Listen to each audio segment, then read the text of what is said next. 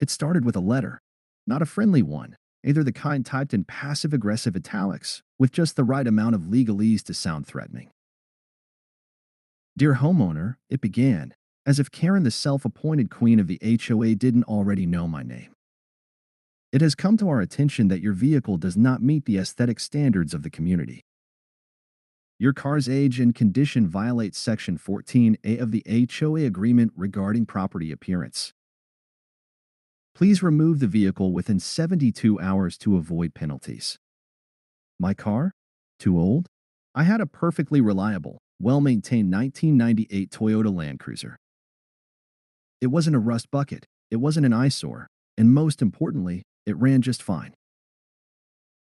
But Karen, in all her misguided wisdom, had decided that if a vehicle wasn't fresh off the dealership lot, it didn't belong in her neighborhood. I sighed, crumpling the letter. I could already picture her smug face, peering out from her porch, arms crossed, waiting for me to comply like the dozens of neighbors she'd already bullied into submission. Yeah, not happening. Instead, I got an idea. A crazy, over-the-top, beautiful idea. I had an old military buddy, Jake, who ran a surplus yard full of decommissioned vehicles. I gave him a call. Hey, Jake, you still got that old tank lying around? There was a pause. Then, laughter. Oh, man, what are you up to now? Just teaching my HOA a lesson. And with that, my plan was set into motion. The next morning, I drove out to Jake's surplus yard, a sprawling lot filled with rusting military vehicles, old Humvees, and decommissioned tanks. It was like a playground for anyone with a taste for over-the-top revenge. Jake greeted me with a grin, already knowing I was up to something ridiculous. So, you're really doing this? He asked, leading me to the prize of the day. In front of me sat a beautiful, old, but still intimidating M60 patent tank. It wasn't armed, of course just a shell of its former self, but it was still a beast of a machine. It had been repainted recently, making it look almost too pristine for a too old vehicle. Jake patted the side of it. Runs like a dream. You just need a transport to get it back home. Luckily, I had thought ahead. A friend with a flatbed truck owed me a favor. 2 hours later, after some very questionable maneuvering and a few confused looks from passing drivers, the tank was securely strapped down and ready to make its grand entrance. By the time we rolled into the neighborhood, people were staring. Phones were out, recording the spectacle as the massive 50-ton war machine made its slow crawl toward my driveway. And, of course, there was Karen. She was standing at the end of her driveway, clutching her HOA binder like it was a holy text. Her mouth was moving, but no sound was coming out. For the first time in HOA history, she was speechless. I hopped out of the truck, making a big show of directing the flatbed as the tank was carefully unloaded onto my driveway. Karen finally found her voice. What? What in the name of the HOA is that? I turned to her with the biggest grin. Oh, this? It's my new ride. The Land Cruiser was too old, so I upgraded. The blood drained from her face as she gawked at the 30-foot-long behemoth now taking up every inch of my driveway. You can't park a tank in a residential neighborhood, she screeched, flipping through her HOA rulebook as if she'd magically find a clause about military vehicles. I shrugged. Funny thing, Karen. The rules only say a vehicle has to be newer than 15 years old and well-maintained. This beauty was decommissioned 10 years ago and has a fresh paint job. By HOA standards, it's perfectly compliant. Karen opened her mouth, then closed it. She had no words. Around us, neighbors were already whispering, some snickering, others pulling out lawn chairs as if this was about to be the greatest show of the year. But Karen wasn't going down without a fight. Her face twisted with barely contained fury. This isn't over, she spat. I'll be back. I leaned against the tank, crossing my arms. Looking forward to it. I had won the first battle, but the war with HOA Karen? That was just getting started. Karen must have spent the entire night flipping through the HOA handbook, desperately searching for a loophole, because the next morning, I found another letter taped to my door. This one was even more aggressive than the first. Dear homeowner, your recent acquisition of a military vehicle violates the spirit of the community guidelines. While there is no specific rule against parking a decommissioned tank in your driveway, the HOA board has determined that it constitutes an unesthetic and disruptive presence. You are hereby ordered to remove it within 48 hours, or further action will be taken. Ah, yes, the good old spirit of the rules argument. Classic HOA nonsense. I walked outside, coffee in hand, and sure enough, there was Karen, standing on her porch, arms crossed like a general preparing for battle. Morning, Karen, I called, sipping my coffee. Love the letter. Very dramatic. She stormed across the street, her HOA binder clutched so tightly I thought the plastic might crack. This is a serious matter. That thing is an eyesore. It makes our neighborhood look like a war zone. I patted the tank's side. I think it gives the place some character. Karen's nostrils flared. You have 48 hours to get rid of it, or the HOA will tow it away. I nearly spit out my coffee from laughing. Tow it away? With what, Karen? A really big tow truck? Her eyes darted around, clearly realizing she had no plan. We'll figure it out. Oh, this was going to be fun. HOA versus the tank. The next day, I noticed a tow truck creeping into the neighborhood, its driver looking around like he wasn't sure if he was about to commit a crime.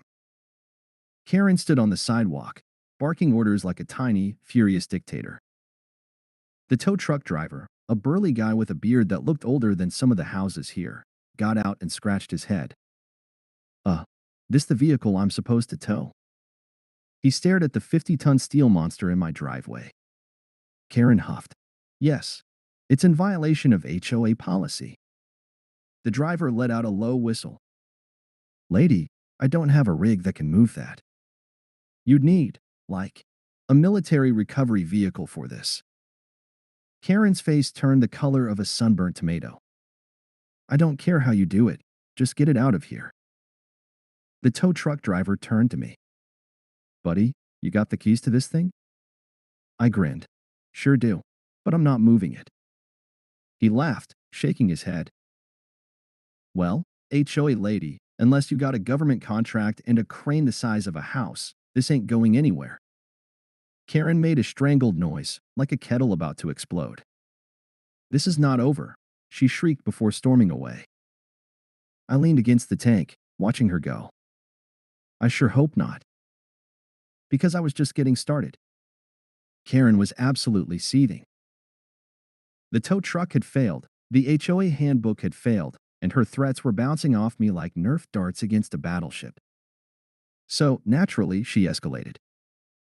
The next morning, I was greeted not by a letter this time, but by 2 police officers standing at my door.